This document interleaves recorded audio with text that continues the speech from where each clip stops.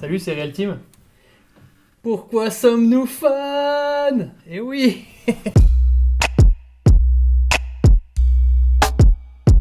Inscris-toi au mail créatif si c'est toujours pas fait.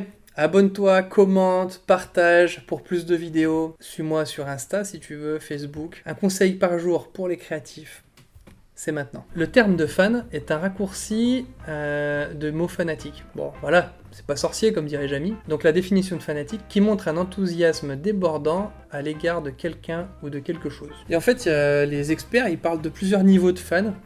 Voilà, il y a le fan lambda, hein, monsieur tout le monde, moi, vous kiffez le foot, mais voilà, vous avez eu un maillot de foot quand vous étiez gosse, vous en avez jamais racheté. Et puis en fait, ça va de ce niveau lambda, ou même, voire même pas fan du tout, jusqu'à un niveau pathologique. Et la pathologie, c'est l'érotomanie. L'érotomanie. De ce que j'ai pu lire, d'être fan, c'est la construction de la personnalité normale pour tout individu. On passe par un état de fan. Et je me rappelle que c'est vrai, quand j'étais gosse, j'étais fan du motocross, de skate, j'avais Tony Hawk, Rodney Mullen, c'était voilà, les rockstars de ma vie.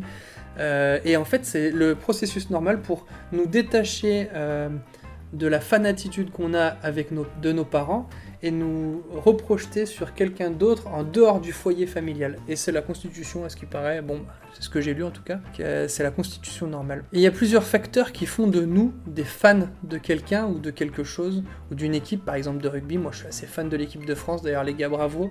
Merci pour m'avoir fait rêver contre l'Angleterre, c'était vraiment que du bonheur dernièrement. Nous voulons appartenir à un groupe qui a des valeurs qui nous ressemblent, qui travaillent comme nous, qui aiment comme nous, qui parlent comme nous, qui galèrent comme nous parfois. En fait, on veut appartenir à un groupe. Et c'est comme ça qu'on devient fan. C'est comme ça que naissent les sectes. Bon, ça, c'est les sectes, c'est le côté négatif. Mais une équipe de rugby, par exemple, mon équipe de rugby, on est fan, quoi.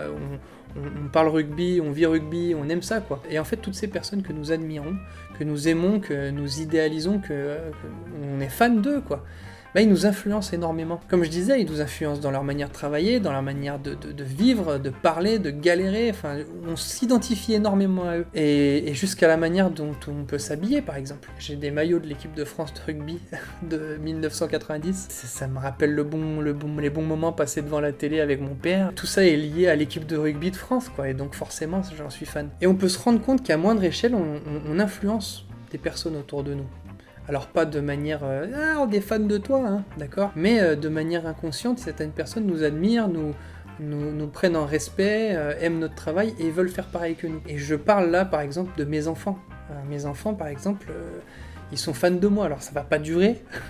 Mais pour l'instant, ils sont fans de moi, de leur père, de leur papa. Du coup, ça pose des questions d'avoir des personnes qui, finalement, que tu influences, sans parler de fan ou de fanatisme. Et du coup, je me suis posé des questions. Quelles valeurs je véhicule? Comment est-ce que je travaille? Comment est-ce que je montre mon amour à mes enfants? Comment est-ce que je parle? Comment est-ce que je partage mes galères autour de moi?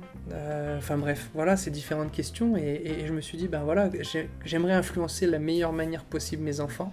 Qu'on le veuille ou non, on va les influencer. Donc l'objectif pour moi, c'est de les influencer de la meilleure manière. Qu'on le veuille ou non, on influence autour de nous. Donc je vous encourage à vous poser les bonnes questions. Soyons vrais, sincères, amoureux. Non pas parce qu'on veut plus de fans, mais parce qu'en fait on influence, qu'on le veuille ou non, des personnes autour de nous, notre entourage. Et en fait on se doit de les influencer de la meilleure manière possible pour qu'il y ait une vie qu'on puisse vivre ensemble de manière un peu plus tranquille, quoi, un peu plus cool. Et toi maintenant, comment influences-tu ton entourage? Comment influences-tu tes enfants si t'en as? Apportes-tu le meilleur de toi aux autres? Est-ce que tu essaies d'être transparent au maximum? C'est ce qu'il y a de plus beau, je trouve, c'est quand une personne qui est reconnue par ses pairs et en fait est transparente et montre ses galères et montre ses moments compliqués dans la vie et je trouve ça magnifique parce qu'en fait on peut s'identifier enfin à cette personne. Lisez des biographies de mecs connus, vous verrez qu'en fait 75% de leur vie c'est de la galère et ils ont 25% où ils ont réussi quelque chose et ils ont été connus. C'est un coup de chance, mais c'est beaucoup de galères. Donc voilà, ça fait du bien en fait de s'identifier aussi aux galères qu'ils ont pu avoir. Bref, ne soyez pas fanatiques, restez des fans, inspirez-vous des meilleurs, influencez de la meilleure manière que vous pouvez votre entourage, restez créatifs. À plus!